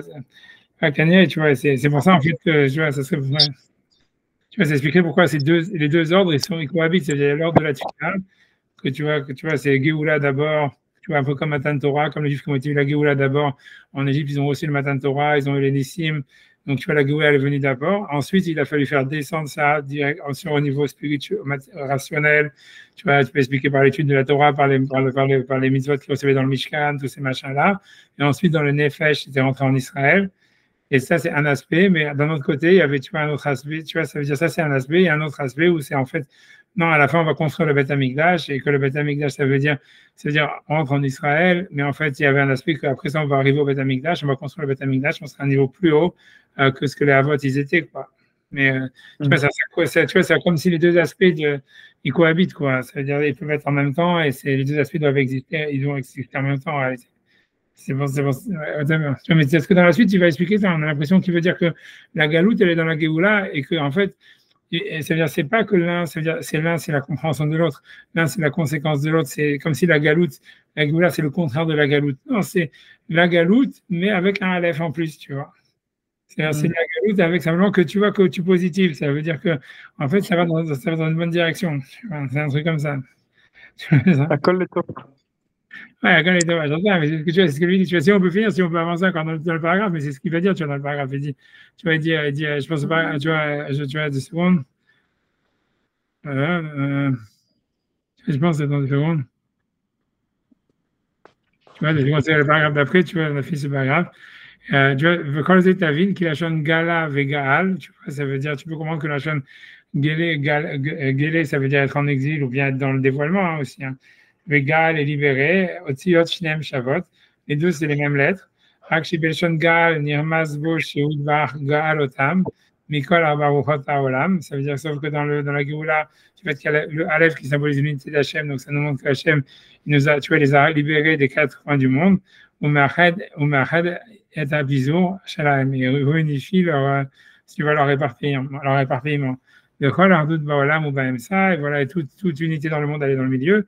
Chaque Sabot et Mechulakim, parce qu'en fait, c'est les extrémités, elles sont séparées. Baemsa Echad, et le milieu, il est unique. Chen Aleph, Shiwardut, Vakibutz, Minapizur, c'est pour ça que le Aleph, qui est l'unité et la réunification de ce qui est l'éparpillement, ou Baemsa Ateva, il est au milieu du mot. Aval Gala ou Behe, mais le Gala c'est avec un H, et au Pizour, ça veut dire voilà, c'est l'éparpillement. Va Pizour ou Baba ou Hot, Bekola Ketsavot, et donc le Pizour il est dans les 4 coins, Gambaemsa, ça veut dire que même lui il n'y a plus de centre. Voilà, c'est ce que je veux dire. Je suis à Dabar, je suis Mefouza, ou Mefouza, Bekola Shetar, ça veut dire qu'il est complètement éparpillé. Je suis au Kolel Arba ou Hot, Gambaemsa, donc même le milieu en fait il disparaît, il est dans l'éparpillé, il est aussi éparpillé. Ok, bon, du Vavja Emsaï no Pizour, Davarze, Machiesh Baem Emsaï, Balorot, tu vois, ça veut dire, et donc, bien que le centre, c'est pas vraiment, il est jamais éparpillé, cette chose-là, elle nous montre, Machiesh Baem Emsaï, Balorot, Knishar Israël, Koach Ardout, Vekibutz, c'est qu'Israël, en potentiel, a toujours la possibilité de signifier, voilà, et de se rassembler, Moshe Baer, tu vois, ça veut dire, et Velomar Lecha, c'est pour te dire qu'il y a un Galout Beatzmo aussi Balageola. C'est que l'exil, c'est la cause de la libération. Les kabetz afizour, ça veut dire donc rassembler, les séparer, mais les Véliot Israël Echad. Tu vois, ça veut dire et que Israël soit un. Achan Otiot Galé, M Otiot Gaal. C'est pour ça, tu vois, que les lettres de Galé et de Gaal sont les mêmes. Shnase afizour la hardout, que l'unification, ça veut dire l'éparpillement devient un. Chez Onirmas Balef chez Gaal, qui est en fait, comment dire, quand il y a un remède, quoi, qui est dans une allusion dans le Aleph de Gaal. Tu vois, mais tu vois ce que je veux dire par là, tu vois, ça veut dire, tu vois, ça veut dire que quand tu regardes l'histoire de Echad, par exemple, tu vois, quand on dit dans la tefila de Mincha, on dit Ata Echad Beshimcha Echad Umikamcha Israël Goy Echad Baaretz. Tu vois, et en fait, tu vois, le truc, c'est que tu vois que la Hardout Hashem, en réalité, c'est pour ça que je te dis que c'est pas que Hashem il est un, et dans le sens où tu vois, il est quoi dans un endroit spécifique. Echad, ça veut dire, en fait, ça veut dire qu'il est partout, tu vois. Et quand on dit, tu vois, Omigo et Echad Baret, c'est pour ça que quand il dit que. C'est ça le Chine avec 4 branches? C'est possible, tu vois, ça, j'ai pas été jusque-là, mais c'est toi, tu dis, que tu as raison. Mais tu vois, mais ça, je sais pas, mais c'est possible, tu vois, en tous les cas, l'histoire, c'est que quand on dit dans la tuile de Mincha, on dit, tu vois, on dit, tu vois, ça veut dire, en fait, ça veut dire qu'on est partout. Comme Hachem, tu vois, et ça fait partie du piso. Ce que je veux dire par là, c'est que quand lui dit que voilà, le Aleph, il montre l'unité d'Israël, mais cette unité, elle est possible parce qu'il y a aussi du piso. Tu vois, c'est l'unité d'Israël, c'est pas, on est un seul truc, on a une identité hyper marquée, hyper unique, hyper, tu vois, ça veut dire stéréotypé dans un truc. Non, on est Echad, ça veut dire en fait qu'il y a des juifs français, il y a des juifs américains, il y a des juifs perses, il y a des juifs farad, ashkénazes, marocains, tunisiens, algériens. Ça veut dire, tu vois, ça veut dire, le Echad, c'est comme l'Ardout Hashem, ça veut dire l'Ardout Hashem, elle est partout, tu vois. Et moi, je pense, tu vois, parce que tu vois, parce que moi, je me suis dit ça parce que j'ai vu quand, tu vois, quand on fait dans la tefila, on dit par exemple, dans Shacharit, on dit quoi? On dit Ismach Moshe Ben Anchaïko qui va blablabla, et après on dit parce que c'est un signe que tu as donné béni Ben Israël, on dit comment ça s'appelle et tout celui qui a tu vois avec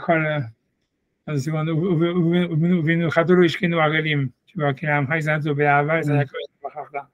et tu vois, ça veut dire, tu vois, c'est parce qu'on a l'impression, tu vois, qu'en réalité, dans la tefila, du Shabbat matin jusqu'à Mincha. En fait, tu vois, l'idée, c'est que, parce que tu vois, on a l'impression que dans le Shabbat, il y a deux aspects. Il y a l'aspect de, tu vois, de Hachem, que l'âme Israël, il est Echad, justement parce il est unique, il a des choses qui sont que à lui.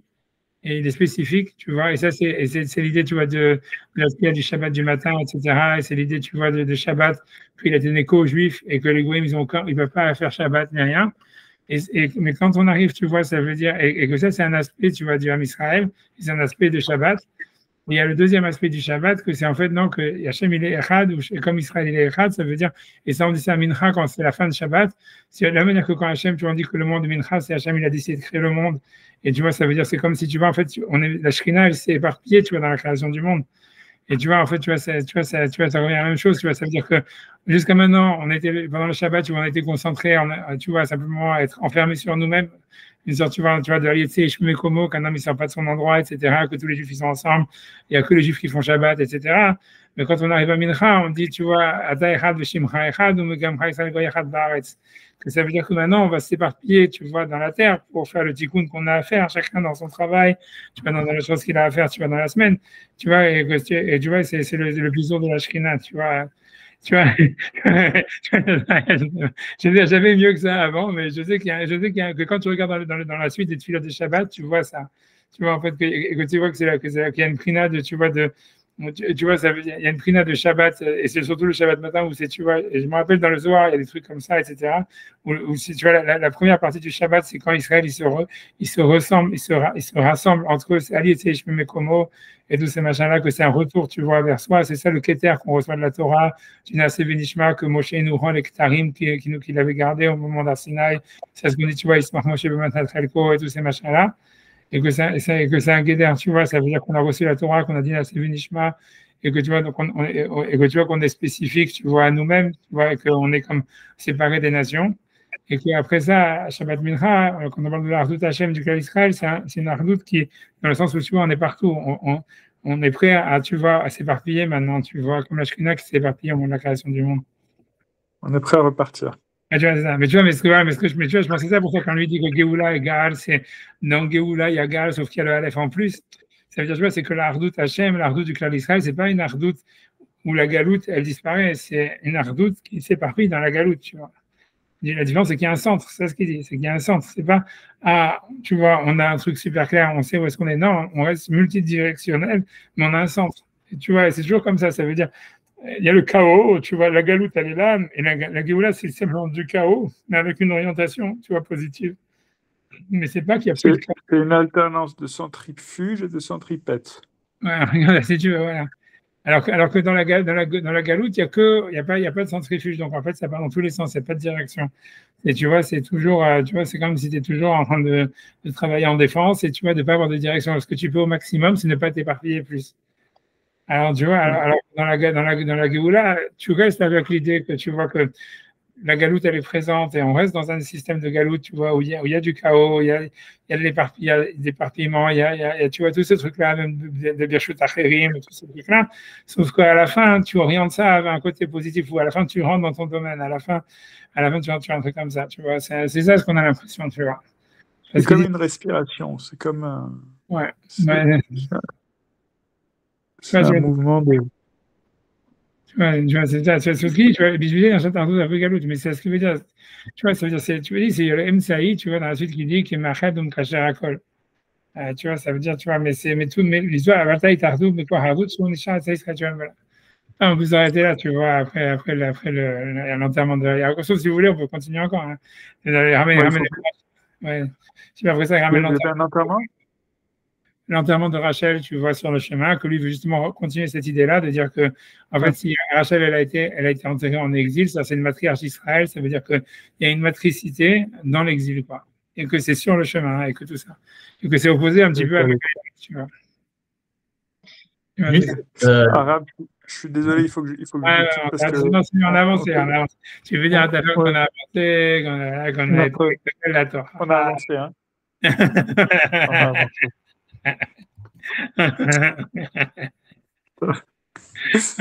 תודה רבה הרב.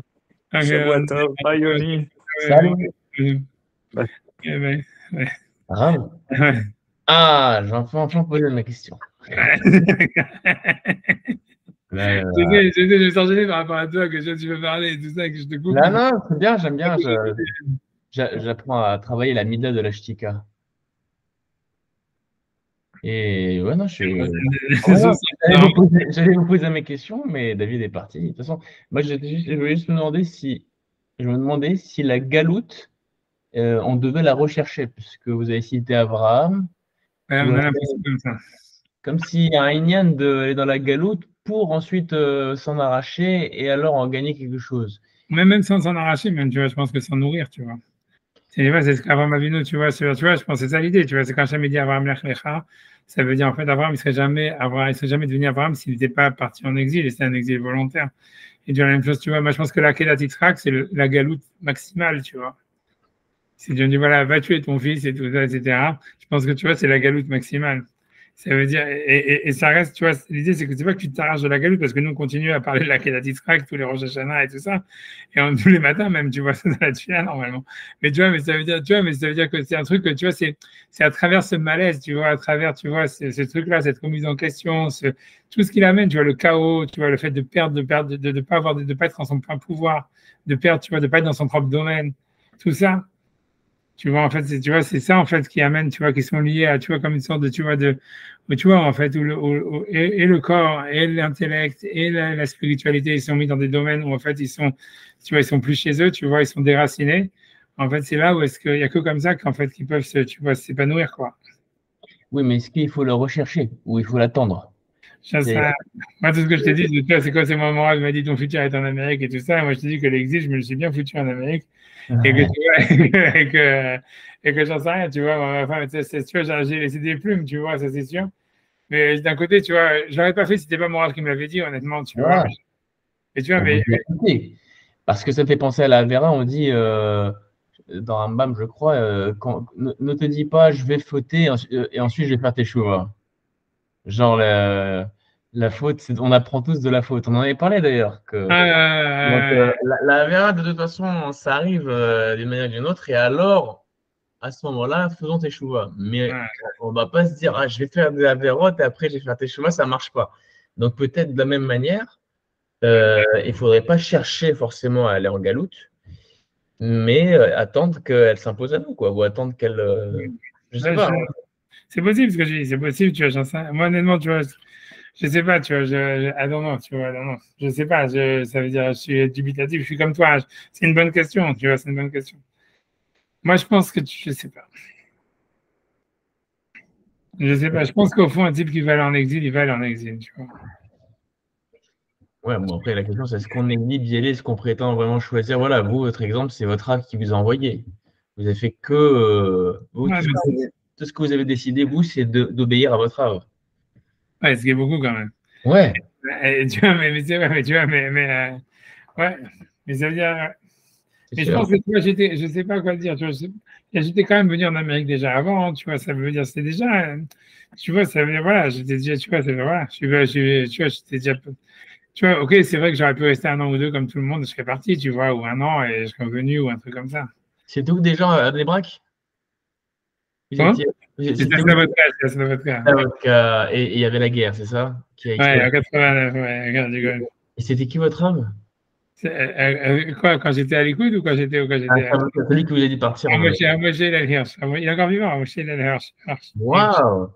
Et donc, ce Rav Moshe Hirsch, Eden Hirsch, il vous a dit. Moshe Hillel Hirsch. Hirsch, c'est ton famille. Hirsch en Amérique, ils disent Hirsch, en Israël, ils disent Hirsch. C'était votre Rav à Slavotka et c'est lui qui vous a dit partir aux États-Unis. Ouais, parce que mais lui, il ne pensait pas que j'allais rester là-bas longtemps. C'est comme la mère de Yaakov qui lui a dit le temps que la guerre se calme. Ah, je rentre quand? Ah, t'es encore là, toi? Je rigolais. Je rigolais quand je t'ai dit de partir aux États-Unis. Tu m'as pas pris au sérieux. Quoi? Mais et vous avez gardé contact, non? Pas vraiment, je sais pas vraiment. Genre, je l'ai vu sur des vidéos YouTube, tu vois. Je vais te montrer des vidéos YouTube. Incroyable. Incroyable. Mais il est super à jour en RS maintenant, tu vois. Ça veut dire aussi qu'il est super vieux maintenant, à mon avis. Et tous vos maux, tous vos soucis aux États-Unis, vous lui attribuez. Ah, Non, c'est pas lui, non, parce que c'est pas lui qui m'a dit de rester. Moi, je suis resté parce que j'avais un montant de Montréal. C'est celui, c'est sûr. Mais c'est lui qui vous a dit à tel endroit aux États-Unis? Non, lui m'avait dit simplement d'aller à l'écoute et de voir, tu vois. Après ça, c'est tout. Tu vois, après ça, moi, je suis allé à l'écoute. Tu vois, notre gars. Et en même temps, lui m'a dit après ça de rester aux États-Unis. Il m'a dit ton futur, c'est en Amérique. Et après ça, ma femme, elle supportait pas. Elle supportait pas. Juste avant sa mort, tu vois, je suis revenu, elle est partie le voir. Elle a dit non, je change pas d'avis. Il doit rester en Amérique. Là, là, là. Et tous les rabbinim autour, tu vois, Shmuel Kaminetsky, plein d'autres grands rabbinim, me disaient mais qu'est-ce qu'il fait à foutre en Amérique? Tu vois, avant la mort de qui? le Rav Nathan Martorell dans les années. Ah, d'accord. Et mais qui dit, mais qu'est-ce qu'il va foutre en Amérique alors que vous y êtes déjà? Ouais, mais ça voulait dire parce que ma femme me dit que j'ai rentré. Tu vois, il y avait d'autres rabbinim. Tu vois, il y a Shmuel Kaminetsky, il est encore vivant, c'est Shmuel Kaminetsky. Tu vois, parce que tu vois, bah, j'avais déjà écrit des sfarim et tout ça, et tout le monde disait, ouais, c'est sûr qu'en France, il va y avoir beaucoup plus d'impact, même en RS, et tout ça. Parce que tu vois, moi, je suis pas du tout intégré en Amérique. Je suis pas du tout intégré. Moi, j'étais ravi, tu vois, ça veut dire. Vous êtes un étranger, un double étranger, quoi. Ouais, C'est-à-dire. et tu vois, mais Rav Nathan, il a fait ça à d'autres personnes, tu vois, Rav Paperman, tu vois. Comment il s'appelle? Oui, c'est Rav Paperman, je pense. C'est Rav Nathan, tu vois, qu'il a envoyé. Rav Kravitz, c'est sûr, Rav Kravitz, c'est Rav Nathan qui l'a envoyé en Amérique, en France. C'est un double exil, vous. L'exil de l'exil, quoi. L'exil dans l'exil. Voilà, lui, il est comme ça, tu vois. Les Américains, ils tombent en France, les Français, ils vont en Amérique. Je sais pas, c'est spécial, tu vois, je sais pas. Non, c'est sûr qu'il y a quelque chose. C'est sûr que tu vois, c'est sûr et certain qu'au niveau spirituel, j'ai augmenté beaucoup plus en étant en exil que pas. Mais je sais aussi que j'ai fait des choses, des avérotes que j'aurais jamais fait si j'étais resté chez moi, tu vois. Ça veut dire, je sais aussi quoi, tu vois, j'ai aussi eu, tu vois, j'ai fait des avérotes que je pense que tu vois, ou des, tu vois, des moments, tu vois, des trucs que j'aurais jamais fait si jamais j'étais resté en France, tu vois. Ah, Donc, chez moi, vous entendez la France. Chez moi. ouais, j'imagine la France, un truc comme ça, ouais. Ou même, tu vois, même en RS, tu vois. Parce que justement, la liberté, tu vois, elle est tellement gigantesque, tu vois, que, tu vois, tu peux faire un peu ce que tu veux, tu vois. C'est clair. Alors, ça a été, tu vois, c'est un côté, ça a été, tu vois, c'est un très gros truc, ça m'a donné beaucoup, beaucoup d'ouverture d'esprit, etc. Et beaucoup de liberté, mais tu vois, c'est sûr que voilà, quoi. Tu vois, quand tu as la liberté et l'ouverture d'esprit, ça a des côtés positifs, des côtés négatifs. C'est sûr. C'est pas que la liberté et l'ouverture d'esprit, c'est aussi, tu vois, la fragilité, les tsarotes et tout ça, tu vois. Il y a des trucs que tu fais, tu vois. Je pense, tu vois, par exemple, tu vois, un exemple, c'est très net, tu vois. Je pense pas que j'aurais bu autant d'alcool. Tu vois, je ne bois pas, je pense pas, je vais pas dire que je suis un alcoolique ni rien, mais je pense que tu vois que si jamais j'avais été en France, j'aurais été beaucoup plus, tu vois, Mr. Perfect, tu vois, j'aurais pas pris du poids, j'aurais été, tu vois, beaucoup plus, tu vois. Certains alcools raffinés. Voilà, tu vois, non, et puis voilà, j'aurais une existence beaucoup plus réglée, tu vois ce que je veux dire, j'aurais été au petit collège, j'aurais une petite communauté, mon petit bête midrash. Tu comprends le truc? Rien. Ouais, avec 80%, 80%. C'est presque sûr, tu vois, c'est presque sûr. Et c'est pour ça aussi que vous êtes parvenu. Ouais, c'est pour ça. C'est possible, tu vois, c'est pour ça que je dis. C'est clair que tu vois mal, tu vois, c'est sûr que quand j'ai dit avant, etc., je sais pas si tu vois. Tu vois, je pense que tu vois, c'est sûr qu'il y a quelque chose de partir à l'aventure. Après, tu vois, ça veut dire, voilà, c'est exactement ça. Tu vois, c'est sûr que c'est très difficile de regretter une aventure. Tu vois, surtout quand ça ne s'est pas terminé. Bon, ouais, on ne peut pas savoir, surtout. On peut Ouais. que la fantasmer. Mais ouais, cette idée de si je pouvais remonter les aiguilles du temps et dire ça à tel moment ou faire ça à tel endroit, ça a changé dans ma vie. Mais la galoute aux États-Unis, oui, ce que je veux dire, c'est que parfois, moi, à moindre échelle, Strasbourg-Paris, on va dire, non, c'est aussi une galère. dans cette petite, dans ce contraste, j'allais dire que c'est à Paris que j'ai réveillé la fibre strasbourgeoise, que je me suis révélé le strasbourgeois. Et pareil peut-être pour vous, c'est-à-dire que c'est votre French touch a eu tout son poids et cette couleur. Voilà, le contraste est beaucoup plus marqué. Non, c'est sûr. Voilà. Non, c'est sûr, c'est sûr. C'est peut-être ça, la là. Non, il y a aussi ça, c'est sûr, c'est sûr. C'est sûr et certain, c'est sûr, c'est sûr. C'est sûr, ce que j'ai dit, c'est évident, c'est sûr que c'est vrai. C'est sûr que tu prends. Ouais. Et ça fait penser à ces discussions que toujours quand on refait le monde et qu'on se demande H&M et l'immanent, le transcendant, on dirait que voilà, comme si H&M il désire cette immanence, mais ça ressemble comme si H&M lui-même il était dans la galoute, j'allais dire pour être Mid-Galais, mais je veux dire en tout cas pour se libérer, enfin comme si lui-même il s'impose ce système, donc il rentre dans la galoute matérielle, on va dire, et a une visée pour atteindre une Géoula. J'en sais rien, c'est juste pour. Ouais. Non, c'est vrai, non, c'est vrai. Non, c'est sûr. Non, c'est clair que c'est ça le derrière, tu vois. Ça veut dire, a priori, tu vois, la galoute et la Géoula, c'est le derrière, tu vois, à travers lequel Hachem, il a une connexion avec le monde. C'est ça l'histoire, tu vois, c'est ça la création du monde, c'est ça le Tzimtzum, c'est ça tout ça, tu vois. Grosso modo, l'idée, c'est parce qu'après, tu vois, ça veut dire qu'en passant par une sorte tu vois, de côté noir, tu vois, en basculant d'un côté obscur, après, tu arrives à quelque chose, tu as une nouvelle lumière. Tu vois, c'est ça l'idée, tu vois.